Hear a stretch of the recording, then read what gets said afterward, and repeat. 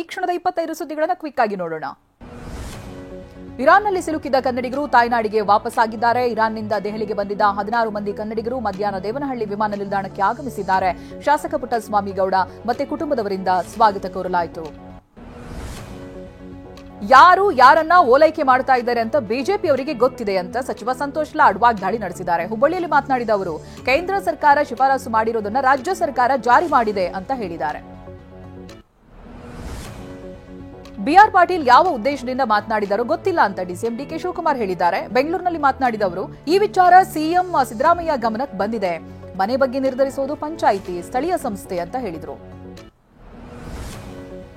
ಭ್ರಷ್ಟಾಚಾರದ ಮೊಟ್ಟೆ ಇಟ್ಟು ಮರಿಗಳನ್ನ ಬೆಳೆಸಿದ್ದು ಕಾಂಗ್ರೆಸ್ ಅಂತ ಕೇಂದ್ರ ಸಚಿವ ಪ್ರಹ್ಲಾದ್ ಜೋಶಿ ವಾಗ್ದಾಳಿ ಮಾಡಿದ್ದಾರೆ. ಬಾಗಲಕೋಟೆಯಲ್ಲಿ ಮಾತನಾಡಿದ ಅವರು, ಭ್ರಷ್ಟಾಚಾರದ ಬಗ್ಗೆ ಶಾಸಕ ರಾಯರೆಡ್ಡಿ ಮೊದಲು ಹೇಳಿದ್ರು. ಈಗ ಬಿಆರ್ ಪಾಟೀಲ್ ಆಡಿಯೋ ಬಿಡುಗಡೆಯಾಗಿದೆ. ಈಗ ಸಿಎಂ ಪ್ರತಿಕ್ರಿಯೆ ಕೊಡ್ಲಿ ಅಂತ ಹೇಳಿದ್ದಾರೆ. ಬಿಆರ್ ಪಾಟೀಲ್ ಆಡಿಯೋದಿಂದ ಸರ್ಕಾರದ ಭ್ರಷ್ಟಾಚಾರ ಸಾಬೀತಾಗಿದೆ ಅಂತ ಸಂಸದ ಜಗದೀಶ್ ಶೆಟ್ಟರ್ ವಾಗ್ದಾಳಿಯನ್ನು ನಡೆಸಿದ್ದಾರೆ. ಬೆಳಗಾವಿಯಲ್ಲಿ ಮಾತನಾಡಿದ ಅವರು, ಹಣ ಕೊಟ್ರೆ ಎಲ್ಲಾ ಕೆಲಸ ಆಗುತ್ತೆ ಅನ್ನೋದು ಬಹಿರಂಗ ಆಯಿತು ಅಂತ ವಾಗ್ದಾಳಿ ನಡೆಸಿದ್ದಾರೆ. ಬಿಆರ್ ಪಾಟೀಲ್ ಆರೋಪ ಬರೀ ಸ್ಯಾಂಪಲ್ ಅಷ್ಟೇ ಅಂತ ವಿಪಕ್ಷ ನಾಯಕ ಆರ್ ಅಶೋಕ್ ಕಿಡಿಕಾರಿದ್ದಾರೆ. ಬೆಂಗಳೂರಿನಲ್ಲಿ ಮಾತನಾಡಿದ ಅವರು, ರಾಜ್ಯದ ಮೂಲೆ ಮೂಲೆಯಲ್ಲಿ ಲಂಚ ಇಲ್ಲದೆ ಮನೆ ಇಲ್ಲ ಅಂತ ವಾಗ್ದಾಳಿ ನಡೆಸಿದರು.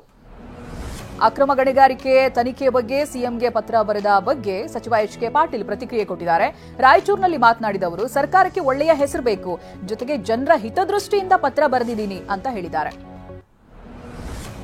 ಸಚಿವ ಪ್ರಿಯಾಂಕ್ ಖರ್ಗೆ ಪ್ರವಾಸದ ನಿರ್ಬಂಧ ತೆರವುಗೊಳಿಸಲಾಗಿದೆ. ಅಮೆರಿಕ ಪ್ರವಾಸಕ್ಕೆ ವಿಧಿಸಿದ್ದ ನಿರ್ಬಂಧವನ್ನ ಕೇಂದ್ರ ಸರ್ಕಾರ ವಾಪಸ್ ಪಡೆದಿದೆ. ಈ ಬಗ್ಗೆ ಪ್ರಿಯಾಂಕ್ ಖರ್ಗೆ ಟ್ವೀಟ್ ಮಾಡಿದ್ದಾರೆ. ಗದಗದಲ್ಲಿ ಟಿವಿನಾನ್ ವರದಿಯ ಬಿಗ್ ಇಂಪ್ಯಾಕ್ಟ್ ಆಗಿದೆ. ನರಗುಂದ ತಾಲೂಕಿನ ಕುರ್ಲಗೇರಿ ಗ್ರಾಮದಲ್ಲಿ ಬೆಣ್ಣೆಹಳ್ಳದ ಪ್ರವಾಹಕ್ಕೆ ಸೇತುವೆ ಕೊಚ್ಚಿ ಹೋಗಿತ್ತು. ಟಿವಿನಾನ್ ವರದಿಯ ಬೆನ್ನಲ್ಲೇ ಅಧಿಕಾರಿಗಳು ಎಚ್ಚೆತ್ತುಕೊಂಡಿದ್ದಾರೆ. ಸೇತುವೆಯನ್ನು ರಿಪೇರಿ ಮಾಡಿದ್ದಾರೆ. ಗ್ರಾಮಸ್ಥರು ಫುಲ್ ಖುಷ್ ಆಗಿದ್ದು ಟಿವಿನಾನ್ಗೆ ಧನ್ಯವಾದ ತಿಳಿಸಿದರು.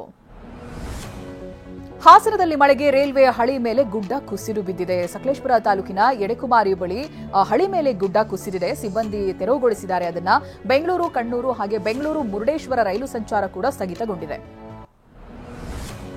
ದಕ್ಷಿಣ ಕನ್ನಡ ಜಿಲ್ಲೆಯಲ್ಲಿ ಅಲ್ಲಲ್ಲಿ ಭೂಕುಸಿತ ಆಗ್ತಾ ಇದೆ. ಹೀಗಾಗಿ ಜಿಲ್ಲಾಡಳಿತವೇ 88 ಹೈ ರಿಸ್ಕ್ ಏರಿಯಾಗಳನ್ನು ಗುರುತಿಸಿದೆ. ಬೆಳ್ತಂಗಡಿಯಲ್ಲೇ 35 ಹೈ ರಿಸ್ಕ್ ಏರಿಯಾಗಳನ್ನು ಗುರುತು ಮಾಡಲಾಗಿದೆ.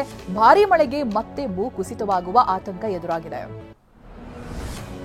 ಕಾವೇರಿ ಜಲಾನಯನ ಪ್ರದೇಶದಲ್ಲಿ ಧಾರಾಕಾರ ಮಳೆಯಾಗ್ತಾ ಇದೆ. ಇದರಿಂದ ಮಂಡ್ಯ ಜಿಲ್ಲೆಯಲ್ಲಿರೋ ಕೆಆರ್ಎಸ್ ಜಲಾಶಯ ಹೊಸ ದಾಖಲೆ ಬರೆದಿದೆ.